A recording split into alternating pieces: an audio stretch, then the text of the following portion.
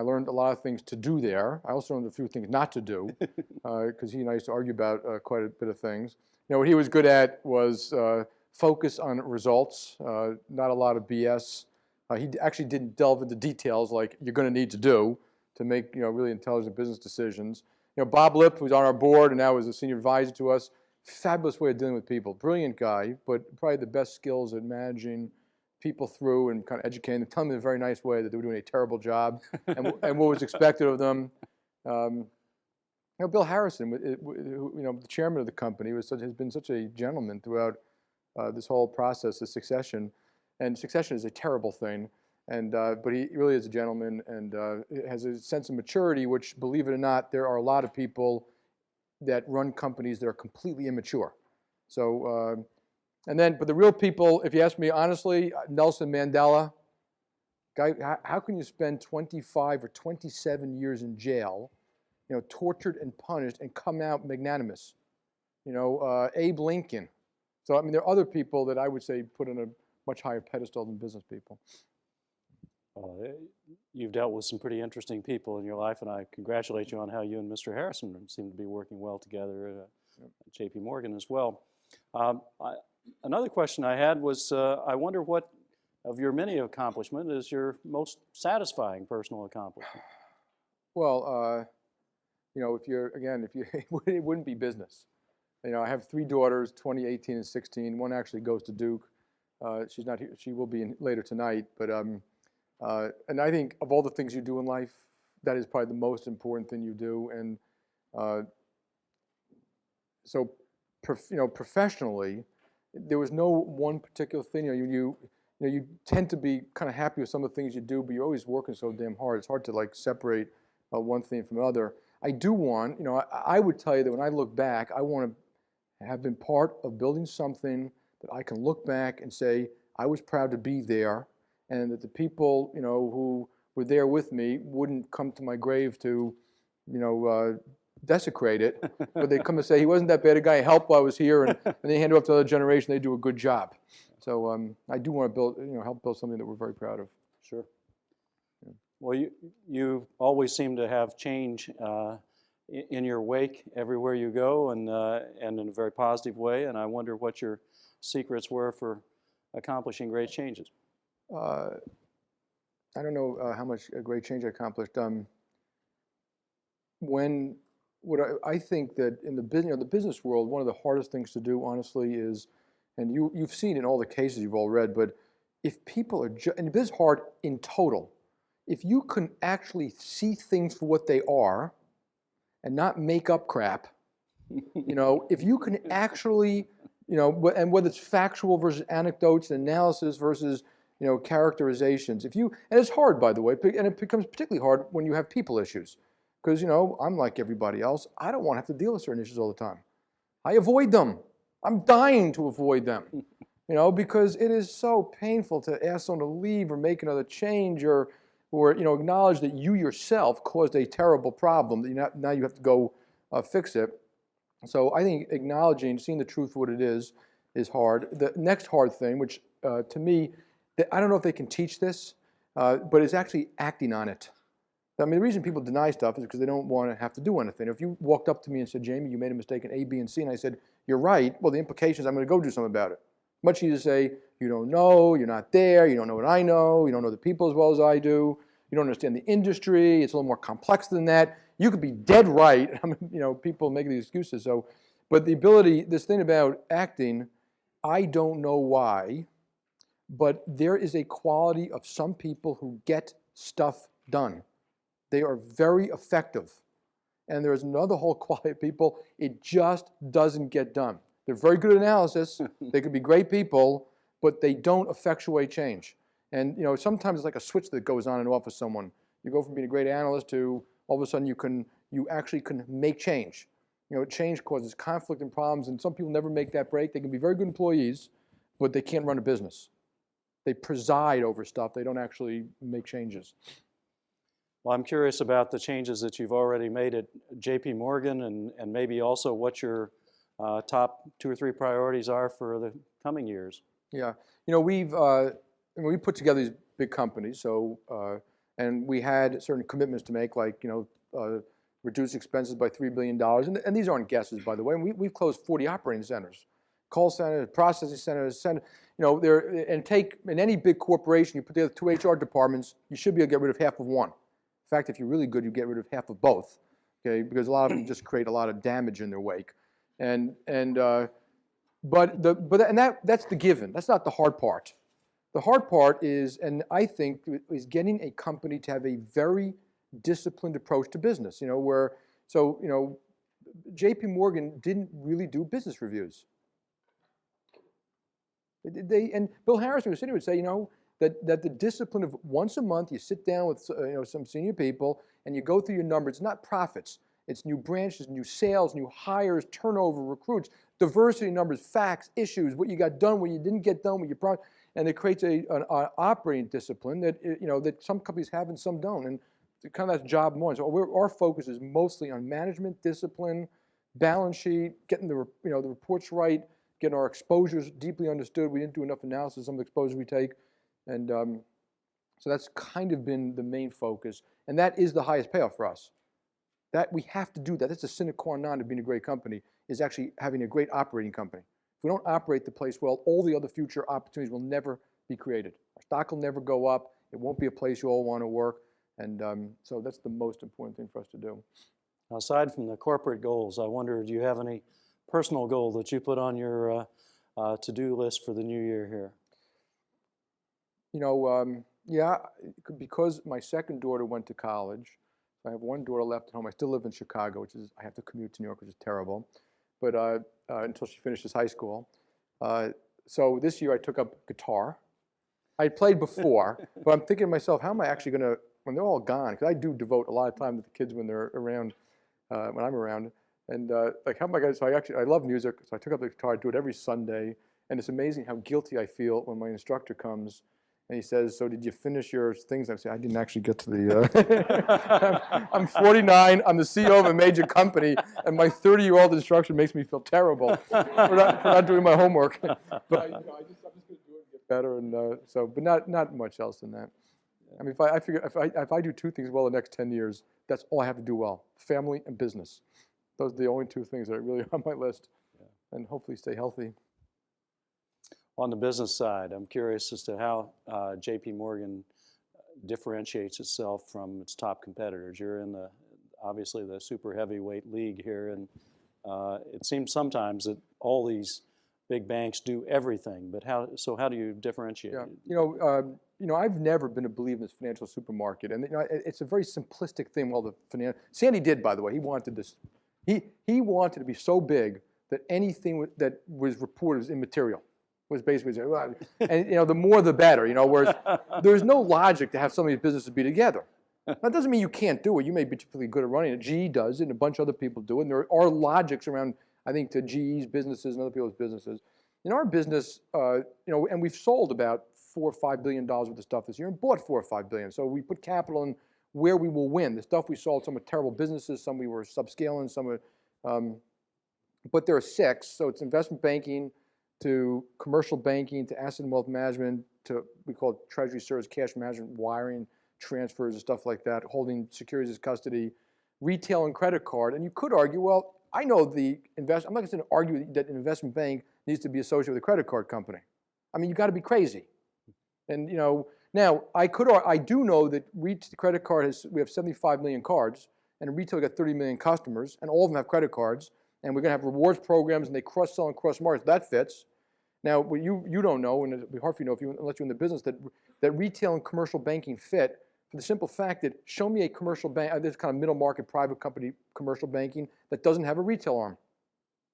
There isn't one, and the reason for that is the retail branches service these middle market customers with payroll, checks, FX, loans, and so they're directly linked. And the commercial bank is a massive competitive advantage for our investment bank. We did $500 million of equity, M&A, and debt underwriting, so pure investment banking products through our commercial bank. And I think that number could be $1 billion in a couple of years. That's $1 billion. We do $4 billion in fee business, which is about the same as Citi and a little more than the other investment banks in the investment bank. And that's another $500 or $600 million. Think of it as more market share, more clients, So it's a massive competitive advantage for both the investment bank and the commercial bank. And asset and wealth management and cash management basically they provide service to all these businesses. And they sell to all of them, they provide service to all of them, they make good money on all of them. You've been involved in a lot of mergers and acquisitions and putting these great institutions together. I'm curious, though, what your strategy is for organic growth and your focus on that. Yeah, I mean, I think organic growth is more important than the other stuff. So you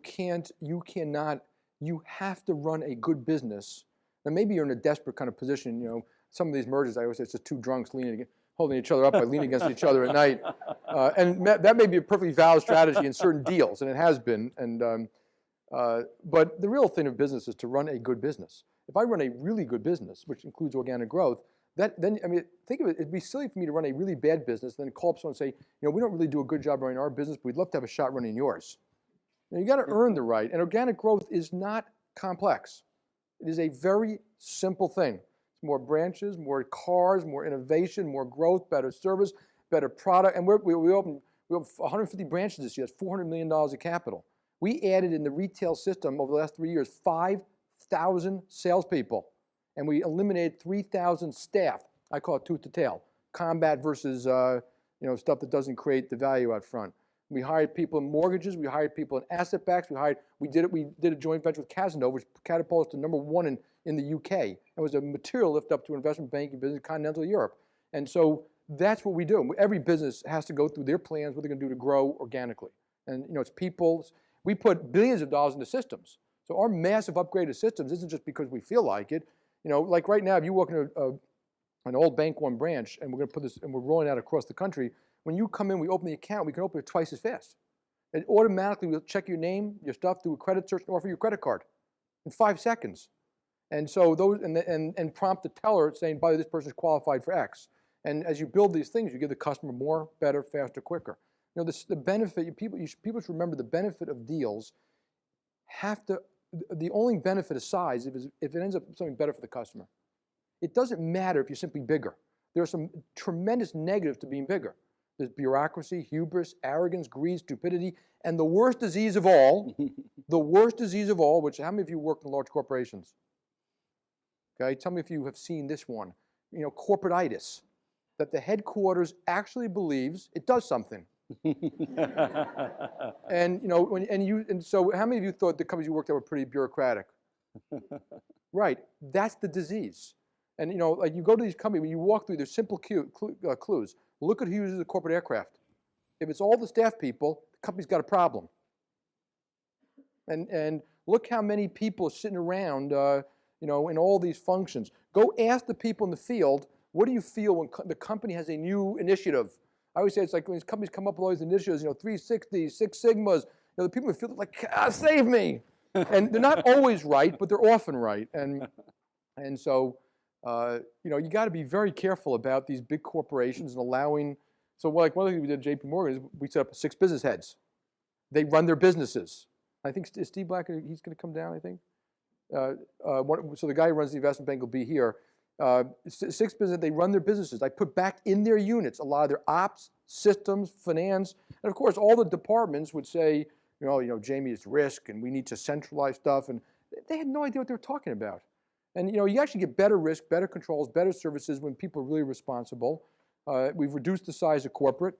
Where there are no corporate initiatives that get done that don't go through the 7 of us, them 6 and me, so that we can say, do we need this? Do we need that? And it puts a tremendous bite. It's the great thing for me. Puts the pressure on them to perform. Okay, and there are no excuses. There's one set of books. They can't make excuses about what we did or didn't give them because their plans were designed by them, kind of approved by us. And so that to me is the most important thing to do with these companies is keep that bureaucracy out of the joint. And it is a real disease. And in fact, you do a lot of cases. So just look at why did Walmart win and Kmart lost? United lost and Southwest won. GE won, Westinghouse lost. Toyota, General Motors. You can go on and on. We all teach you about strategies and businesses and structural things. In every single business, there were winners and there were losers. And that you spend a little more time analyzing why that happens. And it's usually the work ethic, the passion, the lack of corporatitis, and a lot of these other A lot of focus on, when I say corporate part of that is no focus on details. And if you can walk into a corporate headquarters, they have no idea what they sell, and they don't think it's important when a teller calls or what the teller screen looks like or how the teller feels or the teller gets rewarded. So when I went to Bank One, we had our top salespeople, and these are just ways you can identify this stuff. We had our top salespeople from the retail system to a rewards trip in Hawaii, which was my first one. I flew there through the night. They didn't even tell me about it. I asked all the people, how did you get here when I got there? Congratulations. They weren't really sure, which means it's cronyism, by the way. It means that your buddy gets to appoint you as opposed to, did you actually sell more stuff or something like that? But the worst part was there wasn't anyone there from senior management. Not even the people who ran the bank, the retail part of the bank. So it's their top salespeople where you can learn a tremendous amount from, and they don't bother to go. I mean, and you will see that all over the place. All these signs of this disease, and so don't join a company like that. You'll be demoralized, unless you're a bureaucrat, because some of you are natural bureaucrats. You will actually love it. When you have bureaucracy, there's no accountability. You sit around and say, well, what do you think about it? Group decisions are made. No one really knows who made the decision. I read a quote on your views on customer service, actually, that I think I saw one that said, treat every customer like it's your mother or something. I wonder, is there any truth to that? And if so, how do you treat your mother? Well, you got the phrase a little. I was going to say, you got it a little bit wrong. That was about ethics. Oh, okay. That was about treating people like you want to be treated. Tell them, we do a lot of stuff. Don't treat people the way you wouldn't be treated, the way you wouldn't treat your mother, including, look, my mother doesn't buy complex derivatives, okay? But that doesn't mean, what it means is don't lie to her. Because we don't need to be in the business line. But I do think you should treat every customer well. And the best example I always had was, and that's, like when I got to, this is another disease of corporations, okay? Every single, all these complaints come in. So wherever you go, make sure you see the complaints. All the complaints were from the whole executive floor, from all the businesses they were taken out of the mail, put together, and shipped to a complaint department in Arizona. Right. Read your own complaints. It'll blow your mind. You'll feel really bad. You will be shocked how you treat your customers. And then you have the pressure to go do something about it. So I made them all start reading their customer complaints. I followed up personally on why this and why, and this dumb stuff you do is just staggering. And so it is a really critical thing. And I wouldn't call myself the best customer service person, but if you called my office, you will be taken care of. We've got top-notch, and their job, the ones who do it for my office, their job is not just to fix that complaint, but also say, hey, this is broken for 10,000 people, and to fix it. So service levels are constantly improving over time. Let me turn to something of interest to many of our students, which is the job market in investment banking. And first of all, I'm told actually that JPMorgan's made several offers to some of our students, and several of them have accepted as well. So we thank you. We're delighted to have a great company like that picking off our students here. But do you have any advice for students who are still looking for a job, as many people are, and in investment banking, and how they ought to pursue that? Yeah. I'll give you some advice about the job. It's hard for me to tell you how to pursue it, because I think you all know that all the people coming here, and I think it's okay to be a little aggressive and ask and push and fight, and it's a competitive market. But there are jobs out there, and if you don't get them this year, you get them next year. But I would say the most important things about a job is work for people you respect directly. A lot of people take jobs and they really don't like that group, but they love the company, and it could be a terrible thing. You should like the company too, because the way the place is run will be part of what creates opportunity for you in the future. And don't make that decision, those decisions based upon the fact that one school is paying, one place is paying $5,000 more than the other. And people, they don't think clearly when it comes to that. Join the place where you really like the people, and where you like the way the company's going to run, and or the way you think it's going to run. So. Makes a lot of sense. Let me turn to my final question here for you, and then we'll turn it over to the audience and ask, when you were interviewing people for investment banking jobs, I mean, what do you think are the key elements of that you're looking for to be successful in that area? Right. So, have you ever? I don't know if you showed it here. You get this. the interviewing skills. You know, like there are real interviewing skills. You look at look at retention. Half is terrible interviewing. You know, and lying to the people what their job is. So, like even when I hired secretaries, I always had my secretary hire my secretary because men are terrible at hiring secretaries. You know, don't worry. You know, you don't have to work that hard. No, my secretary, no, you actually when he's here until 8, you're here until 8. You know, you can't get up and leave and say, oh, you know, I have a. But interviewing and these interviewing things, so that 80% of the time the interviewer is doing the talking, not the interviewee. So what do you look for? I mean, I think it's really hard to like have an interview with someone and kind of really know the person, you know? And so I'll answer it kind of this way a little bit. Any one of you in this room are ready. I can decide I can hire you, not never meet you. Because there's already a book on you. And you're writing that book as you speak, as I speak. That book's being written. And the book is, you know, people you worked for before, your friends, your bosses, your peers, your subordinates, your teachers. Do they work hard? Do you have passion? Do you get stuff done? Are you believable? Are you obsequious? Are you an ass kisser? Are you and you know, it's pretty well known. You'd be shocked how common that stuff would be. And even your ethics, you know, whether you're one of those people who just shaves the truth all the time or you're like Abe Lincoln, you know, if you say something, you meant it. There's no air between what you said and what you meant and what you. And so one of the most important things we hire people is get that book. And you know, I'm telling you a little bit about it because people are already getting that book. And one of the things you get now to do and for the rest of your life, you can write that book the way you want it. You can shed everything else and start a book fresh the way you want it. You know, which you can't do, you know, when you've been out of school for 20 years. And so, you know, a lot of people, you know, they read all about Abe Lincoln, but they don't adopt his principles. They don't.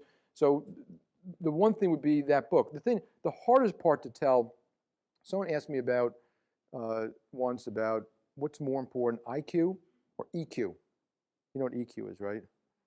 And I answered the question, and I really thought about it. I think like all of you probably have enough IQ to run a company anywhere, you know, and do fine. But, you know, it's the hardest skill is EQ. It's softer, but EQ is, do people trust you? Do you relate to people? Do you get stuff done? Are you fair? Is it, you know, and you would wish EQ in your kids because that's what leads to a happy life. You know, the social skills, the social abilities. We promoted a woman who was doing investor relations for us to be CFO of a whole commercial bank, now responsible for hundreds of people in a business that makes $1 billion you have to tax profit. And she's an A+, and we realized she had the brains before, but at this particular job, all of her other skills are shining. People want her in the meeting because they trust her. She gets stuff done. She's effective. She's fun to be with. No one would ever question why she's doing something. She knows she's doing it because it's good for the company, good for the clients.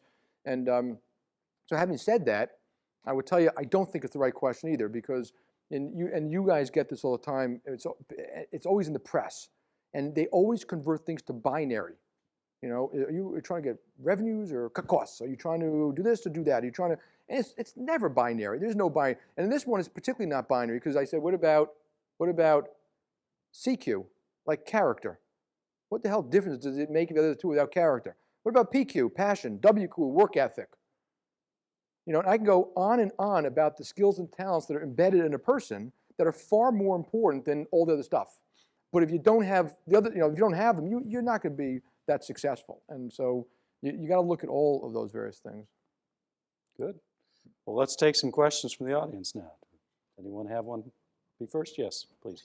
Hi, Mr. Dimon. Wendy Oppenheimer, second year at Fuqua. I'm also a graduate of Tufts University undergrad, so Tufts community is very proud of your success, so go Jumbos. My question has to do with the integration of JPMorgan and Bank One. I read in a recent Wall Street Journal article that you had said one of the major obstacles was dealing with the legacy issues related to the JPMorgan Chase merger. And I used to work at JPMorgan before coming to Fuqua and was there during the 2000 merger. And wondered if you could just elaborate a little bit more. Yeah, so it's one of those things that I should never be caught saying publicly, which I was making a joke. I made it several times, kind of a joke, but it's also accurate, which is when we were doing the Texas conversion, which cost us $500 million, 4 million hours of coding to consolidate the systems, I made the joke that Texas was acquired by JPMorgan in 1988. And that the hardest part of the merger so far is merging JPMorgan and Chase, not merging Bank One.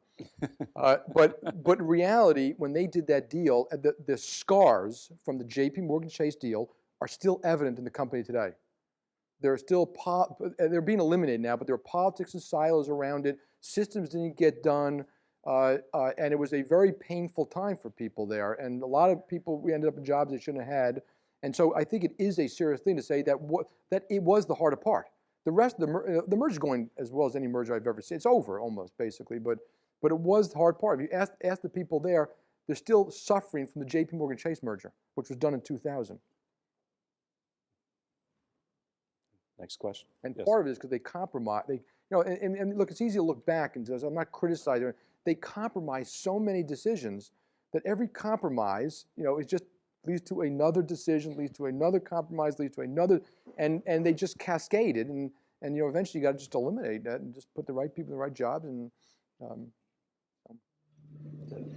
Hey, Jamie, Ted Moore, Director of Credit Suisse. You and I met, I think, 97 or 98, and Jamie came to visit Fuqua with Citibank back then. that's correct. My question is, could you comment?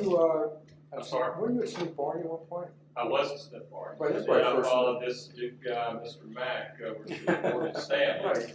And then I followed Mr. Mack to Credit Suisse. You pissed me off when you left Smith Barney. But But you're still at Credit Suisse. And I pissed off Mr. Mack, moved back to Morgan Stanley. So. But my question to you is, I recognize that you do a tremendous compression of traditional margins, brokerage, et cetera, or investment banking. The flip side of that is globally with just a dynamic global expansion. Where do you see the new initiatives and the new margins coming from? Yeah. Wherever I go, we have these business reviews, and people, they always start by saying, margins are being squeezed, margins are being squeezed. I'll give you all a piece of advice. That will be that way the rest of your life. You don't have to say it. Stop it. It doesn't matter. Margins will always be squeezed. That's what capitalism is, like squeezing the margin, like having competition. And so I always tell people, well, it's a given that it's going to be tougher next year than this year. Not just your margin, but the competition. And so I always assume, and I always build into it. And actually, if you go through our business reviews and even our budgets, that don't expect that you're going to get this next year. You got to, and then you got to figure a way to either protect the margin or generate more. Which sometimes the answer is systems and not consolidate. Sometimes it's not the obvious type of thing that you have to do. But you also made a very other interesting point that the financial services world has been growing unbelievable over the last 25 years. So when I started working in 1982, Morgan Stanley had gone public like a year before or something, and its market cap was like $2 billion or $3 billion. And now its market cap is 60. And a lot of that was organically, there was a couple of mergers in there, but organically kind of growth. The world's going to globalize.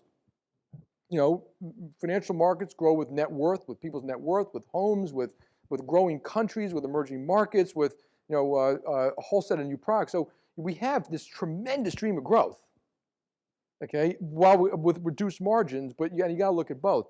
But I think the opportunities could be enormous. But look at the other side of financial services, and it's no different than Walmart and Kmart. You may not be a winner. You better be very careful about how you bear the risks, understand the risk. And so if you look at the financial services world, the spectacular blow-ups. Spectacular blow-ups. So I'm going to give you 5. Okay?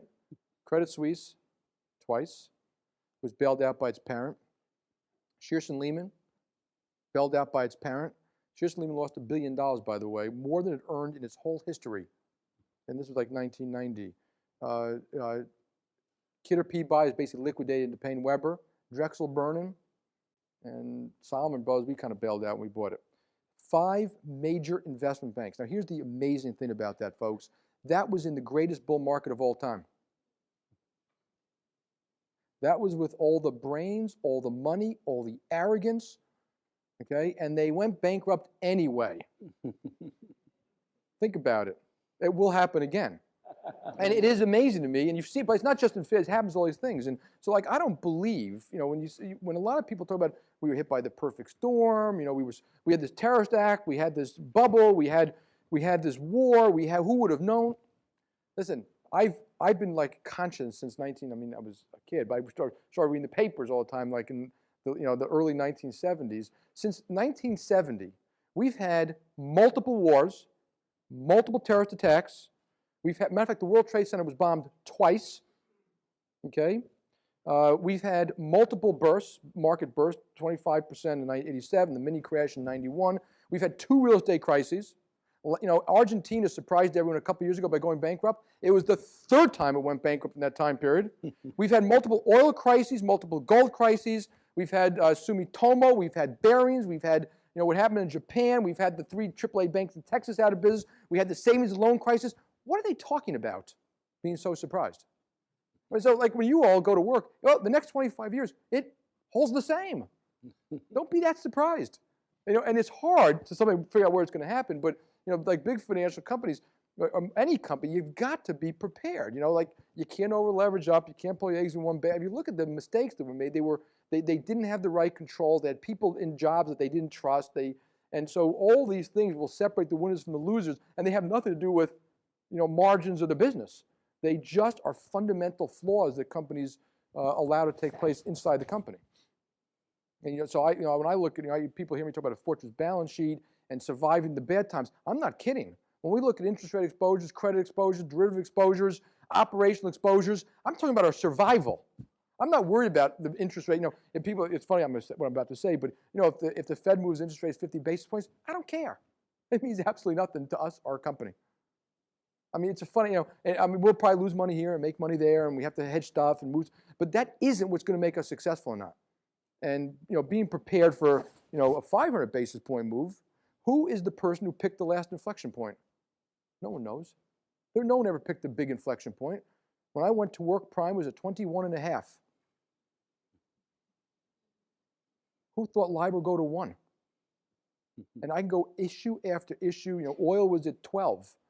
You know, and so when I got to JPMorgan, you know, oil, and you'll look at VAR, value at risk, all the statistics behind how you try to measure risk.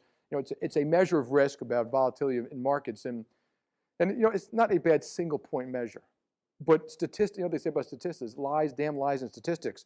Don't be fooled by them, because when I got there, the VAR on oil said there was only a 1 in a million chance that oil would go from 35 to, it was like a 30 to 45 or 15. I said, no, we're building our model 70 to 10. Because you know, it's one thing to say, okay, well, it went to 70 and we lost $500 million, you know, but I don't want to say it went to, you know, we lost $500 million and it went to 45.